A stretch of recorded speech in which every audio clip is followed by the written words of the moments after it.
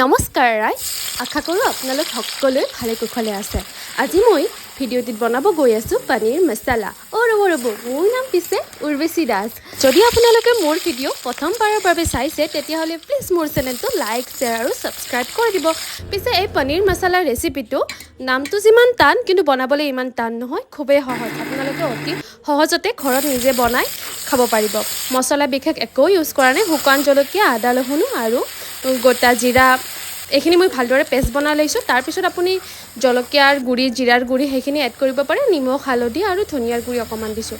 এইখিনি মছলা ভালদৰে আপুনি ফ্ৰাই কৰি ল'ব লাগিব আৰু বিলাহী আৰু পিঁয়াজৰ পেষ্টখিনিও ভালদৰে ফ্ৰাই কৰি লৈ মই কেইটুকুৰামান আলু ভাজি থৈছিলোঁ, আলুখিনিও এড কৰি দিছোঁ। আৰু এইখিনি পনীৰৰে পানী, আপুনি যে পনীৰখিনি তিয়াই থৈ দিয়ে সেই পনীৰ তিওৱা পানীখিনি ভালদৰে এতিয়া মছলাখিনি ফ্ৰাই কৰি ল'ব আৰু শেষত পনীৰখিনি দি দিব।